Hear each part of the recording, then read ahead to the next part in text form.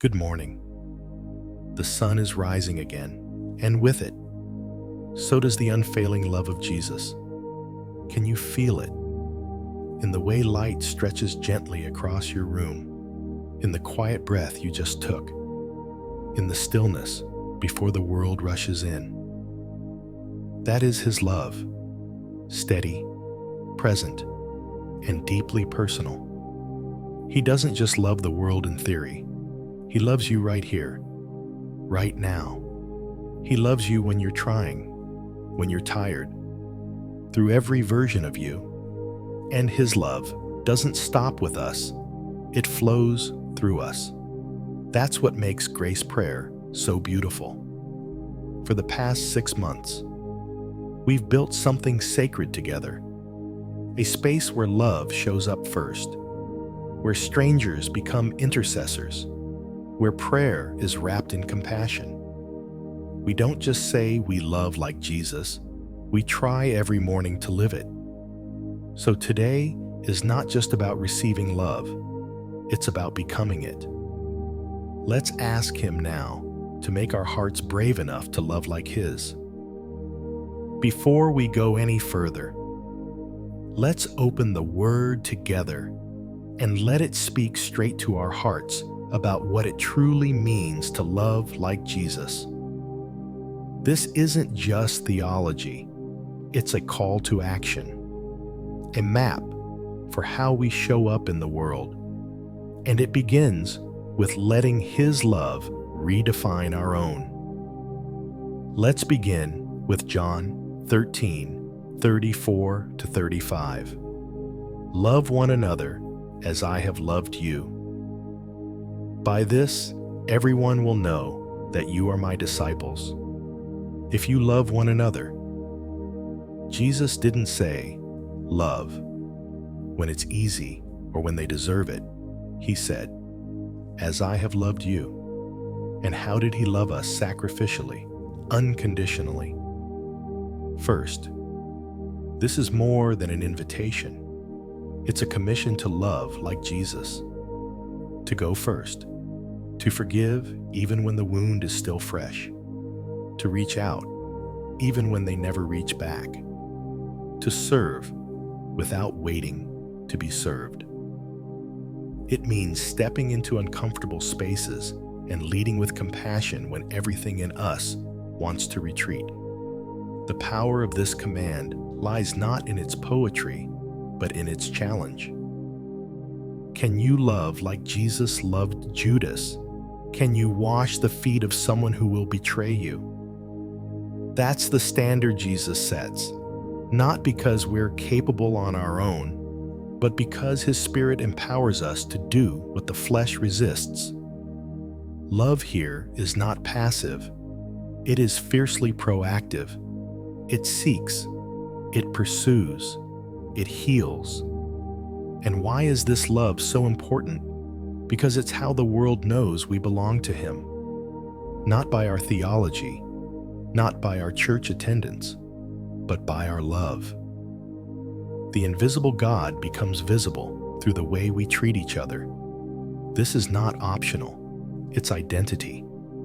And it's deeply countercultural in a world obsessed with getting even, proving righteousness, and self-preservation. Let that sink and love one another as I have loved you. So today, ask yourself, who in my life needs that kind of love? Who needs grace before they earn it? Who needs mercy instead of my silence? Let love lead you to them.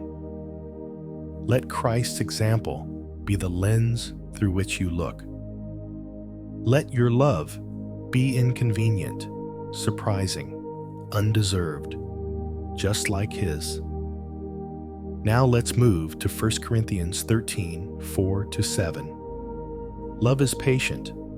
Love is kind. It does not envy. It does not boast. These verses are often read at weddings, but they were written to a struggling church. Paul wasn't writing about romance. He was confronting division. He wasn't vague. He gave us love in motion. patient, kind, humble, enduring. This is what love looks like. It's not abstract. It's not poetic fluff. It's daily, gritty, selfless choice. Patience here doesn't just mean waiting. It means not rushing people through their healing, not pushing your timeline onto someone else's growth. Kindness isn't just being nice. It's choosing gentleness over irritation. Every phrase in this passage is a confrontation against ego. Every line is a battle cry against self-centered love.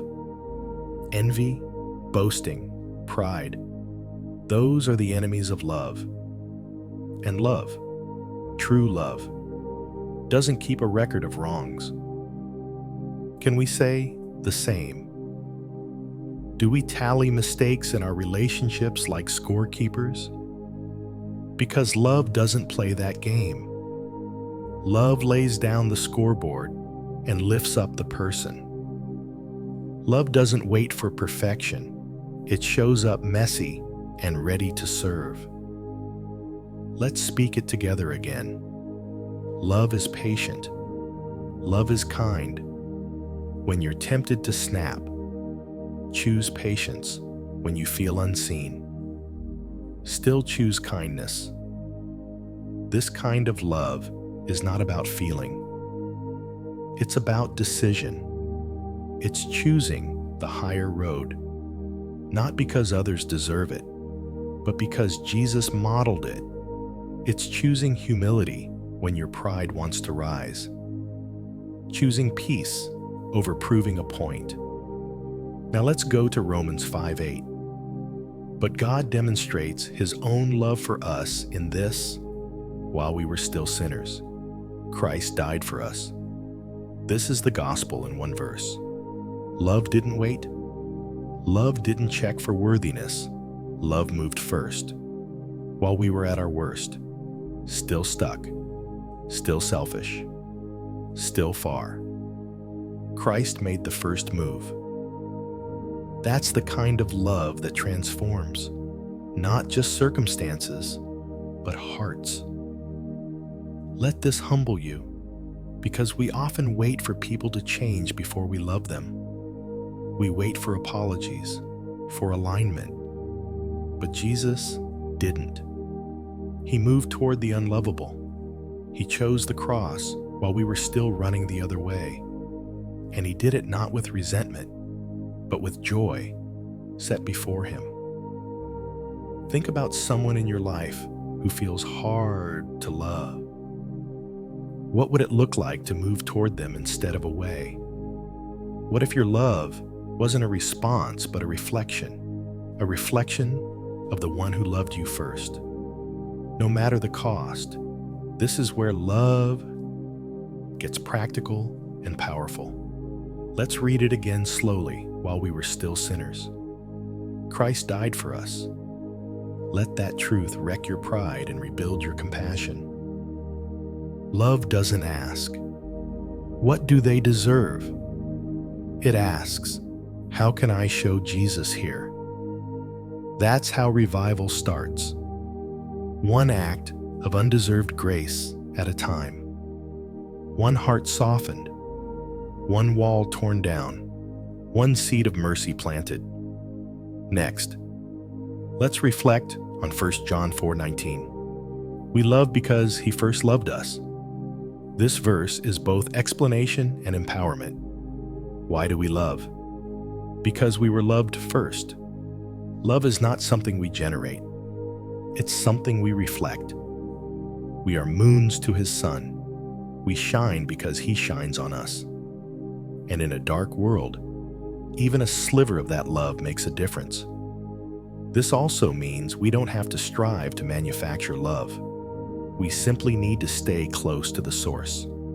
The more you sit in God's presence, the more your heart starts to beat like His. His love doesn't just fill us, it flows through us. It's not meant to stop at us. It's meant to move.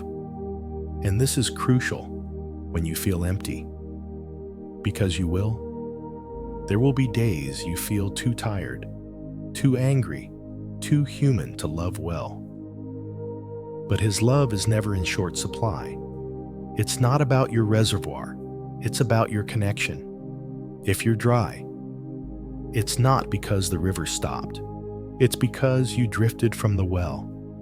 Let it echo again. We love because He first loved us.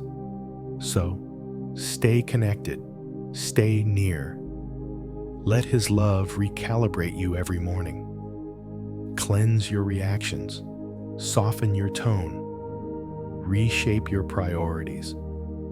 Let it be the fire in your chest that burns judgment into compassion. And when you mess up, when you fall short, let His love be the hand that picks you up and sends you out again. And finally, let's turn to Luke 6:35. But love your enemies, do good to them, and your reward will be great, and you will be children of the Most High. Jesus doesn't lower the bar, He raises it. Love your enemies. That's not natural, that's supernatural. And that's the point. To love like Jesus is to love beyond human limits. It's to offer kindness where it wasn't earned, to bless when you've been cursed, to respond with grace instead of retaliation, to say, I won't carry this bitterness one more day. This doesn't mean tolerating abuse, but it does mean letting go of revenge.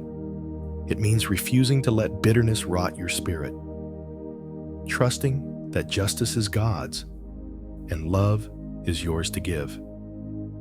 It means you are no longer a reactor. You are a redeemer by the Spirit of Christ in you. Let's speak it together. Love your enemies. Do good to them. What if your act of kindness toward an enemy became the crack in their wall? What if your grace disarmed their anger? Jesus isn't just calling you to survive difficult people. He's calling you to shine in the middle of them, not to avoid them, but to love in a way that is so radically beautiful, it can only come from heaven. This is what it means to be a child of the Most High, to love in a way that only makes sense because heaven is in you. It's not safe, it's not easy, but it is holy, and it is possible because He lives in you. Let these scriptures shape your love today. Let them move you to action. Let them remind you love is not a suggestion, it's your legacy. Let them be your mirror, your map, and your motivation. Let us pray, Jesus. I don't want to just talk about love. I want to live it fully, freely, fearlessly. I want it to pulse through every thought, every word, every action. I want it to interrupt my habits and transform my instincts. I want to be known not by how loudly I speak truth, but by how deeply I extend grace. Because that's what you've done for me, over and over again, without hesitation, without condition. There were times I didn't deserve love, times I ran, times I doubted, times I failed, times I questioned my worth and hid behind shame. But you never withheld affection. You didn't pause to measure my performance. You loved first. You led with grace. And now, Lord, I want to love like that. I want to lead like that. I want to reflect you not just in my prayers, but in my posture toward people. So today, I choose to lead with grace, not judgment. I choose to see through mercy, not assumption. I choose to pause before reacting. I don't want to be quick to criticize. I want to be quick to forgive, quick to cover with kindness, quick to make space for someone else's story, especially when I don't understand it. Teach me to listen with empathy. to bless with silence, to love without condition. Because truthfully, I've been that person who needed grace. I've been the one who messed up, who didn't get it right, who needed someone to see beyond the surface. And you did. You always do. Your grace isn't just my covering. It's my model. It's what I now offer to others. Not because they've earned it, but because I've been freely given it. Lord, make me fearless in love. Loving people is risky. It opens the door to rejection, to pain, to misunderstanding. But perfect love casts out fear, and you are perfect love. So I refuse to shrink back. I refuse to protect myself from the very thing you've called me to give. I will stop telling myself that distance is safer, because safety isn't found in isolation. It's found in your presence. I will love the hard to love, the guarded, the bitter, the broken, the ones who don't know how to receive it. I won't wait for it to be easy, because love that waits for convenience is not Christ-like love. Real love enters the mess. Real love stays when it's costly. Real love sits with the hurting and doesn't rush the healing. Have I been hurt by love before? Yes, deeply. But you've taught me wounds can heal, but walls only isolate. And I don't want to live behind walls. I want to live with a heart wide open, even if it breaks sometimes. I know you are the healer. I trust you to protect what I entrust to you. I would rather be bruised by love than hardened by fear. So I ask you to make me brave. Brave enough to go first, to apologize first, to forgive first, to reach out first. I don't want to be someone who waits. I want to be someone who moves first in love. That's who you are, Jesus. And I'm becoming more like you. Even when my pride resists, even when my fear whispers, I will still move. Make me a peacemaker, not just a peacekeeper. Someone who builds bridges where others build barriers. Someone who listens long enough to understand, not just respond. Someone who serves without needing to be seen. Let humility be louder than my ego, and gentleness louder than my defense. Today, I choose to reflect you more than I reflect my emotions. Because let's be honest, my emotions don't always lead with love. They get defensive. They get tired. They want to protect. They flare up and shut down. But you call me higher, you call me deeper, and your love is the compass. It's the steady voice when my feelings fluctuate. So when I feel like pulling away, help me move toward. When I feel like giving up, help me lean in. When I'm tempted to close off, help me open up. When I want to withhold love, help me pour it out anyway. Let my heart reflect your heart, not just in belief, but in behavior, not just in Sunday prayers, but in weekday interactions. Your word says, love one another as I have loved you. You didn't wait. You didn't withhold. You didn't count the cost. You just loved. That's the legacy I want to live. That's the mark I want to leave. Love that speaks even when the words are hard. Love that stays even when it's not returned. Love that heals even when it's been wounded. Let my love be inconvenient. Let it be holy. Let it be brave. Let it look like you. Sometimes, I think I know what love looks like until I'm asked to show it in the middle of my inconvenience, my exhaustion, or my pride. And it's in those moments, Lord, when I realize I need you to teach me again. Before anything else, I want to say this to the one listening and praying with me through grace prayer right now. I love you. Not because I know all your details, but because I've chosen to carry your heart in prayer, because you matter, because your breath is proof that God isn't finished with you, because in this sacred space we've built, you are seen, you are valued, and you are loved, first by Him and now also by me. Teach me humble love, the kind of love that doesn't seek to win, but seeks to serve. The kind of love that lifts others up, even when no one's lifting me.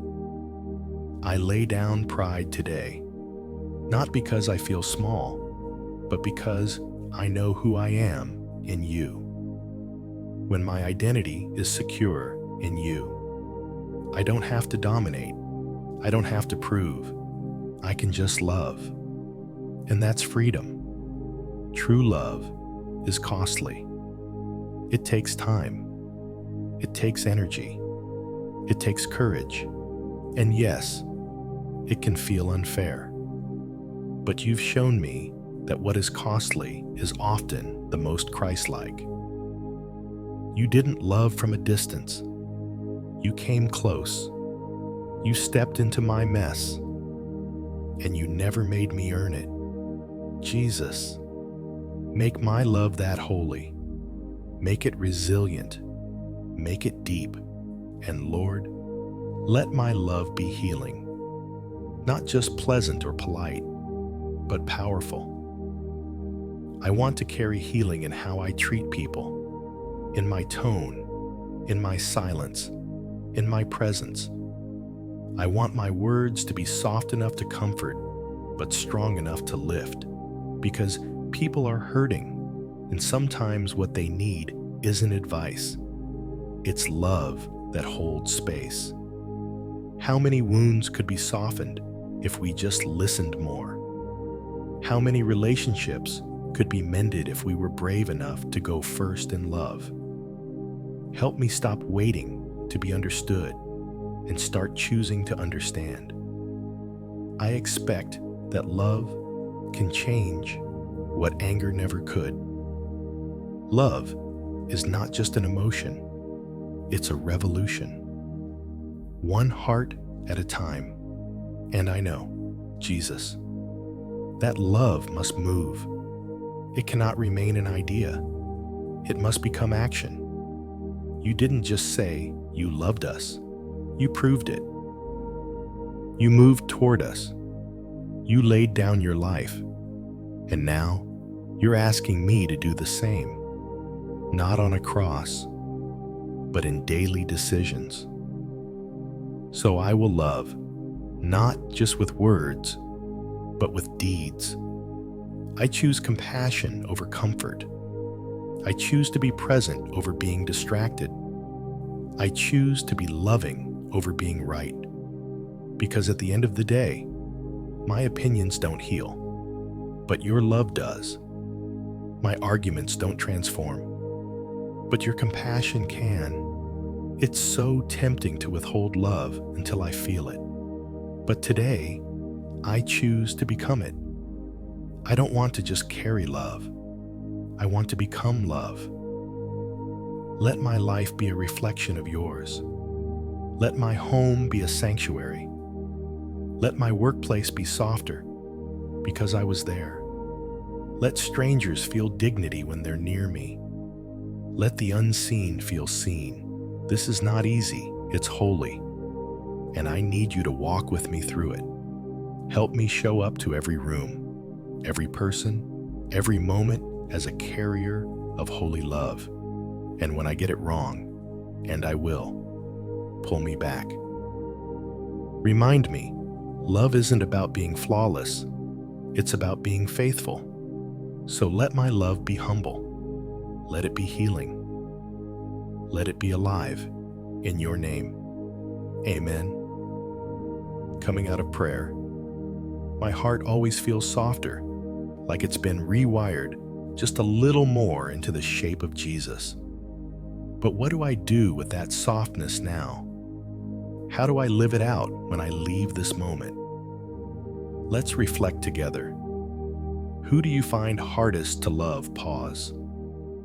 Don't rush past this. Let a face or a name rise to the surface. Maybe it's someone who's wounded you, someone whose values clash with yours, or someone who simply drains your energy every time they enter the room. Whoever it is, what would Jesus do with them? He wouldn't avoid them. He wouldn't gossip about them. He wouldn't wait for them to come around. Jesus would move toward them. He would prepare a table in their presence. He would love with clarity, not compromise, but he'd still love first. This kind of love is bold, brave, counterintuitive, and completely Christ-like. So what does that mean for you today? What does going first in love look like in your real life right now? Maybe it's letting go of an old grudge. Maybe it's responding with gentleness when sarcasm feels more satisfying. Maybe it's not proving a point, but proving that love is stronger than pride. We often think love means we lose, that if we go first, we give the other person power. But the truth is, when you love like Jesus, you never lose. You lead. You lead the way into healing. You lead the way into peace. You lead the way into freedom, not just for them, but for yourself. And friend, I know it's not easy, especially when you've been hurt, when you feel unseen, when everything in you wants to self-protect. But I promise you, nothing heals faster than choosing love over fear and grace over ego. So here's your challenge today. Don't wait for the apology. Don't wait for them to go first. Be the one who moves in love. Let Jesus love them through you. Let his compassion speak louder than your comfort zone. And in doing so, you might just see the miracle of a relationship restored, a heart softened, or a soul reminded of its worth. This is what it means to follow him, not just with words, but with a life that loves like his. May your heart today be widened by heaven, soft, brave, and unafraid. May your words carry healing, your silence carry safety, and your hands carry grace. Love doesn't always look loud. Sometimes it looks like a quiet decision to try again, to stay, to forgive, to speak gently, to lead with mercy. May your love today be fearless, not because it's easy, but because it's Christ-like. Don't wait to be loved. Be the one who begins it. And if this prayer has moved your heart, would you take one more step with me? Pray for me too. I'm asking God to heal the tumor in my back completely. I want to continue this work, to show up, to pour out, to be faithful. But I can't do it without grace, and I can't do it without prayer. So would you whisper one now, Lord? Consume every trace of that tumor with your healing power. Let Harold rise again in full strength to love, to pray, to serve,